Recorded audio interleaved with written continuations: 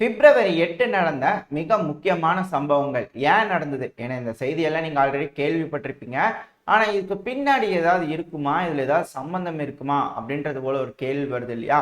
அரசியல புரசலா ரூமர்களா என்ன பேசிக்கிறாங்க அப்படிங்கறத பத்தி தான் இந்த பதிவில் நம்ம பார்க்க போறோம். முதல்ல செய்தியை சொல்லுப்பா அப்படின்றது நீங்க சொல்றது புரியுது. என்னன்னா, இந்த அமெரிக்காவோட ஒரு ட்ரோன் தாக்குதல் இந்த ஈராக்ல இந்த ஹைத்திப் ஹிஸ்புல்லா அப்படின்ற ஒரு கமாண்டர் மேல தாக்குதல் பண்ணிட்டாங்க. அந்த தாக்குதல்ல அவர் இறந்துட்டாரு. இது ஒரு துல்லிய தாக்குதல் அப்படிங்கிறதுல சொல்லப்பட்டு வருது. அமெரிக்கானால இது போல செய்ய முடியும், செய்யாம இருக்கிறாங்கன்னா சில காரணங்கள் இருக்கு. சரி, ஓகே, இப்படி நடந்துருச்சு.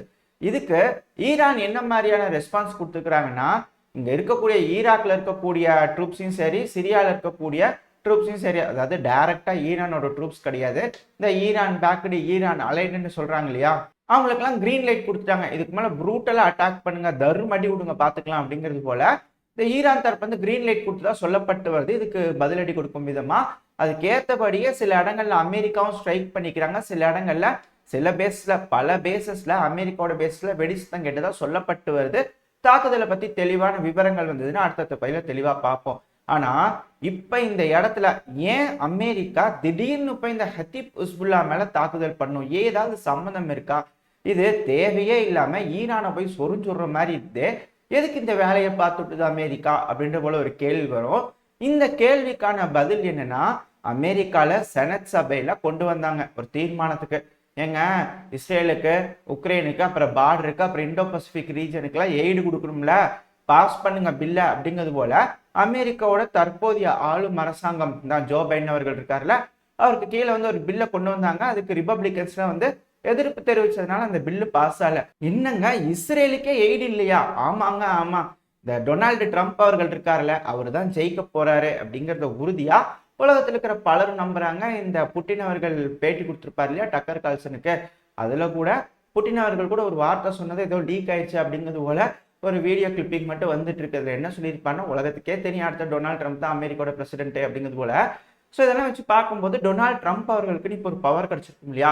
ஏன்னா வரக்கூடிய அதிபருங்க, அவருக்கு மனசுநோகம் பார்த்துக்கணும் அப்படிங்கிறது போல இருப்பாங்க இல்லையா? அதனால இப்போ மெஜாரிட்டி வந்து பார்த்தீங்கன்னா ரிப்பப்ளிகன்ஸா இருக்கிறதுனால செனட் சபையில ரிப்பப்ளிகன்ஸ் கிட்ட டொனால்டு ட்ரம்ப் அவர்கள் சொல்லிட்டாராம், இந்த பையவுள்ள என்ன பில்லை கொண்டு வந்தாலும் ரிஜெக்ட் பண்ணுங்க, பார்த்துக்கலாம், எவனுக்கு எய்டு கொடுக்க கூடாது அப்படிங்கிறது போல டொனால்டு ட்ரம்ப் அவர்கள் இன்ஸ்ட்ரக்ஷன் கொடுத்துட்டாரு அப்படிங்கிறது போல ரூமர்கள், அது போலி செய்திகள் அடிப்படுது. அதனாலதான் இந்த செனட் சபையில வந்து பாத்தீங்கன்னா ரிஜெக்ட் பண்ணிட்டாங்க. இந்த இஸ்ரேலுக்கு கூட எய்டு இல்லைங்க அப்படிங்கிறதோட சொல்லப்பட்டு வருது. இதனால அமெரிக்காவோட ஜோ பைடன் அவர்கள் இருக்கார்ல, ஆளுகின்ற அரசாங்கம், தற்போதைய அரசாங்கம் பேரலைஸ் ஆயிடுச்சு. அதாவது பணம் இருந்தா நீங்க எதாவது செய்ய முடியும், பணம் இல்லாததுனால அவங்களால எதுவும் செய்ய முடியல, என்ன பண்றதுன்னு தெரியாம இப்ப ஜோ பைடன் அவர்கள் இந்த ரிப்பப்ளிகன்ஸை மிரட்டுறதுக்காக இது போல ஈரானோட ஹத்திப் ஹிஸ்புல்லா இருக்கிறாங்கல்ல, அதோட கமாண்டர் குறி வச்சு தூக்கிட்டாங்க அப்படிங்கிறது போல ரூமர்கள் வந்துகிட்டு இருக்கு. அதாவது ரிப்பப்ளிகன்ஸை மிரட்டுறதுக்காக ஈரானோட ஒரு கமாண்டர் வந்து தூக்கிட்டாங்களா அப்படின்றது போல இருக்கு. இது பார்க்கறதுக்கு என்னடா பேசுற அப்படிங்கிறது போல இருக்கும். பட் இருந்தாலும் இது போல போலியா தகவல்கள் வருதுங்க. நீங்களே லிங்க் பண்ணி பாருங்க, உண்மையா என்னமோ எனக்கு தெரியல.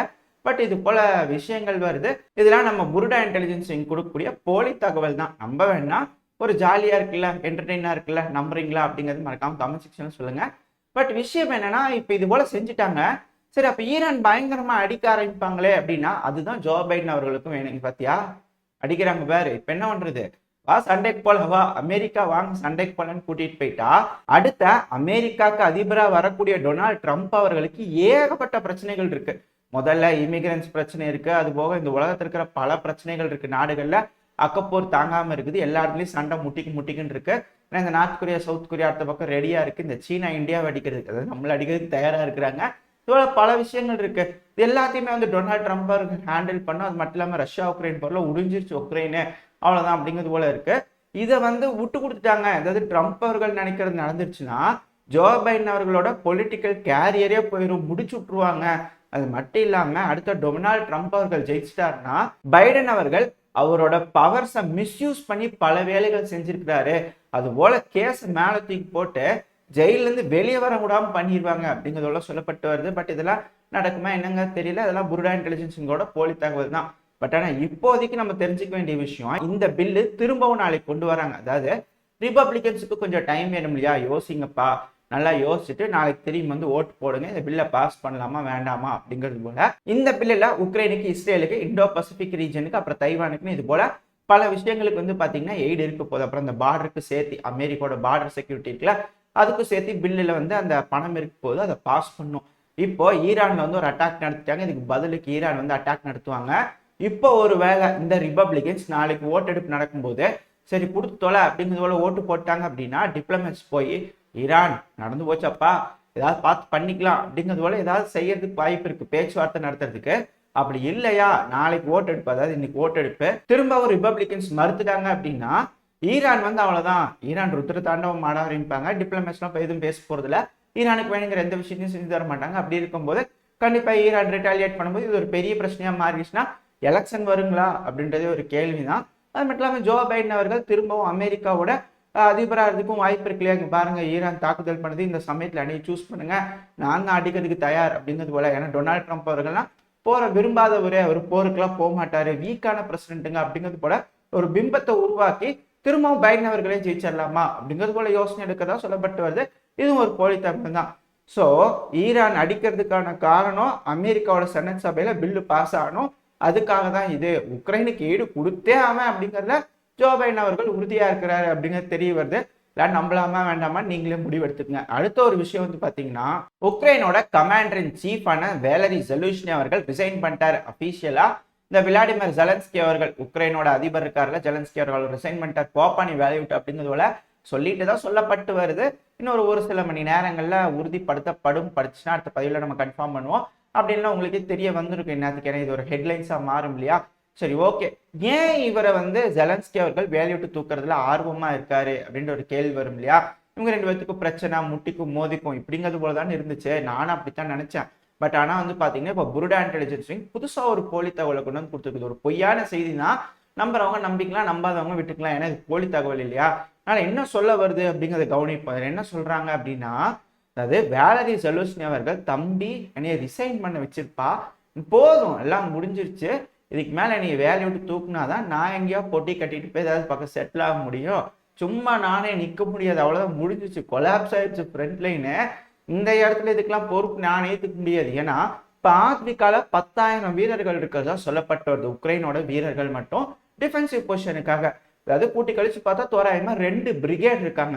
இந்த 2 பிரிகேடையும் எந்த சமயத்திலையும் சுத்தி வளைச்சுக்குவாங்க ரஷ்யன்ஸ் அப்படிங்கிறது போல நிலை வந்துருச்சு.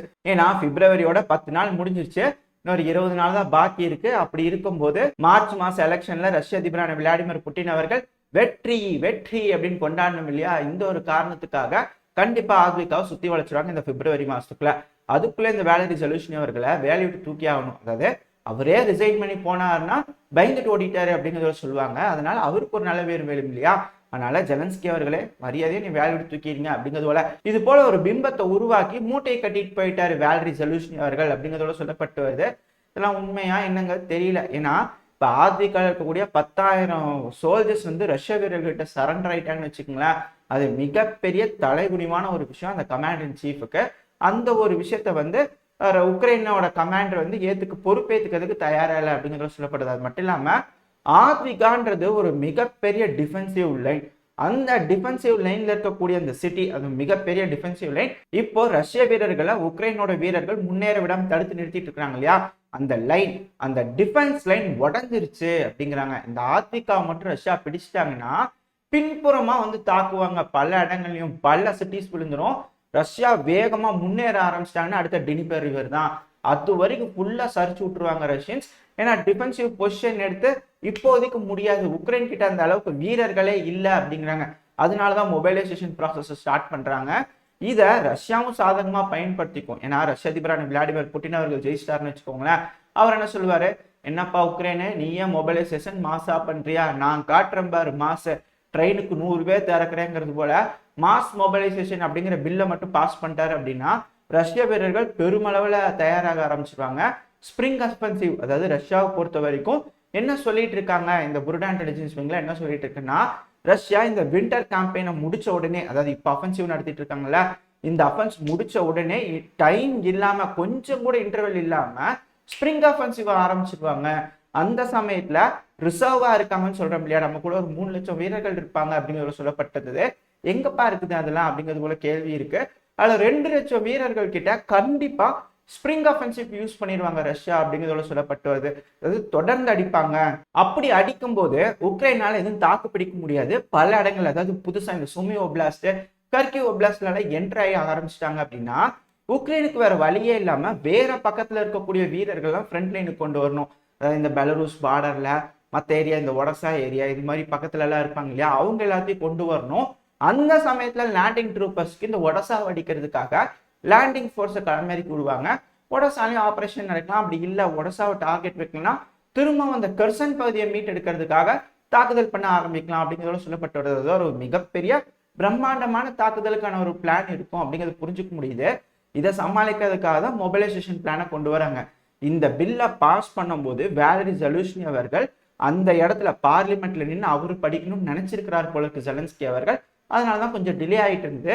ஆனா அந்த இடத்துக்கு நான் லீவுங்க வரல, எனக்கு காய்ச்சல் அப்படிங்கிறதோட போற மாதிரி வேலரி ஜெலன்ஸ்கி அவர்கள் அந்த டிராப்டை படிக்கும்போது கூட இல்லை அப்படிங்கிறதோட சொல்லப்பட்டு வருது. இதனால அவர் தப்பிச்சாரு. அதாவது இதுக்கான பொறுப்பை வேலரி ஜெலன்ஸ்கி அவர்கள் ஏத்துக்கல. உக்ரைனோட கமாண்டர் இன் சீஃபுக்கும் இப்ப நடந்துட்டு இருக்க விஷயங்கள் உக்ரைன்ல இருக்கிறதுக்கும் சம்மந்தமே இல்லை. எல்லாமே பிரசிடென்ட் அவர்கள் தாங்க சொன்னாரு. அவர் சொன்னது கேட்டு நான் நடந்துக்கிட்டேனுங்க அப்படிங்கிறதுல அவர் எஸ்கேப் ஆயிட்டாரு. இப்போ முழு பொறுப்பையும் தூக்கி சுமக்க போறது ஜெலன்ஸ்கி அவர்கள் தான். என்ன பண்ண போறாருன்னு தெரியல, மாட்டிக்கிட்டாரு, அவ்வளவுதான், முடிஞ்சிச்சு. இப்போ டொனால்ட் ட்ரம்ப் அவர்கள் ஜெயிச்சிட்டாருன்னா உக்ரைனை கைகழி விட்டுருவாங்க மொத்தமா. அப்ப யூரோப் கிட்ட இருக்கிற ஆயுதமும் பெருமளவுல உக்ரைனுக்கு போயிடுச்சு. இந்த சமயத்துல யூரோப்னால யூரோப்பிய பாதுகாத்துக்க முடியாது. என்ன செய்ய போறாங்கன்றது தெரியல. இப்படி இருக்கும்போது டொனால்ட் ட்ரம்ப் அவர்கள் என்ன சொல்லிக்கிறாரு, நாட்டோல இருந்தே வெளியே வந்துருவோம் அப்படிங்கிறது போல அவருக்கு யோசனைக்கிறதாலும் சொல்லப்பட்டு வருது. இதெல்லாம் செஞ்சுட்டாங்கன்னா என்டையர் யூரோப்பும் கொலாப்ஸ் ஆயிரும், யூரோப்பியன் யூனியனே இருக்காது. நம்ம முன்னாடி ஒரு பிளான் சொல்லி இந்த ஞாபகம் இருக்கா, இப்போ ஒடசா பகுதியும் ரஷ்யாவோட கட்டுப்பாட்டுக்குள்ள வந்துருச்சு வச்சுங்களேன். ஆஸ்திரியா, ஹங்கேரி, ஸ்லோவாக்கியா, செர்பியா, யோசிச்சு பாருங்க எப்படி இருக்குன்னு சொல்லிட்டு. இந்த கால்ரன்ல பல்கேரியாவும் ரொமேனியாவும் நேட்டோ நாடுகள் அவங்க 2 பேர்த்த தனிச்சு விட்ட மாதிரி ரஷ்யா கிட்ட கொண்டு வந்து தம்பி ராசாவா அண்டை நாடுகள் தான் நீங்க அப்படிங்கிறத தனிச்சு விட்ட மாதிரி இருக்குது. இதுல ஒரு புள்ள பூச்சி மால்டோவா, அதுக்கு பக்கத்துல டிரான்ஸ்னிஸ்ட்ரியா. ஸோ இது எல்லாத்தையுமே ரஷ்யாவோட திட்டத்தை வச்சு பார்க்கும்போது இது போல இருக்குதுன்னு சொல்லப்பட்டு வருது. புருடா இன்டெலிஜென்ஸ் போலியா தகவல் கொடுக்குறாங்க. இதெல்லாம் வச்சு பார்க்கும்போது ஒரு மிகப்பெரிய திட்டம் ரஷ்யா கிட்ட இருக்கு. அதுல இருந்து தப்பிக்கிறதுக்காக வேற வழியே எல்லாம் முடிஞ்சிருச்சு அப்படிங்கிறதுக்காக யோசிச்சதுனால கமாண்டர் இன் சீஃப் தயவு செஞ்சு நீ வேலையை விட்டு தூக்கியிருப்பா அப்படிங்கிறது போல அவர் ரெக்வஸ்ட் வச்சு அவரே வெளியே போனது. அதாவது ஜெலன்ஸ்கி அவர்கள் அவர் வேலையை விட்டு தூக்குன மாதிரி இப்போ ஒரு பிம்பத்தை உருவாக்கி அவர் கிளம்பிட்டாரு அப்படிங்கிறத சொல்லப்பட்டு வருது. அப்ப கூடிய சீக்கிரத்துல வாங்க எலெக்ஷனை வைங்க, ஏன்னா மார்ச் மாசத்தோட முடியுது. உக்ரைனோட அதிபர் இப்போ மார்ஷல் போட்டிருக்கிறாங்க, முடியுது, எலெக்ஷன் வைக்கலாம் அப்படிங்கிறது போல சொல்லிட்டு இவரு கிளம்பி பேர் வேற எஜிப்துக்கு அப்படிங்கிறது போல கேள்விலாம் வருது. ஆனால் என்ன நடக்க போகுது அப்படிங்கிறது பொறுத்து இருந்து பார்ப்போம். இந்த செய்திகள்லாம் இருக்கு, அதுக்கு பின்னாடி என்ன மாதிரியான போலி தகவல்கள் அரசல் புரசல்களா பேசிக்கிறாங்க, ரூமர்ஸ்லாம் என்னென்ன அப்படிங்கிறதோட ஓரளவுக்கு கலெக்ட் பண்றதும் கிட்ட சொல்லியிருக்கோம். இது போல பதிவுகளும் உங்களுக்கு பிடிச்சிருக்கா, இந்த பதிவை பத்தி உங்களோட கருத்துக்கள் என்ன அப்படிங்கிறத மறக்காம கமெண்ட் செக்ஷன்ல சொல்லுங்க. இந்த பதிவு பிடிச்சினா மறக்காம உங்க ஃப்ரெண்ட்ஸ் அண்ட் ஃபேமிலியோட ஷேர் பண்ணிட்டு நம்ம சேனலை சப்ஸ்கிரைப் பண்ணிக்கோங்க. இந்த பதிவு நல்லா இருந்திருக்குன்ற நம்பிக்கையில் அடுத்த பதிவில் உங்களை சந்திக்கிறேன். அது வரைக்கும் ஸ்டே சேஃப். By by.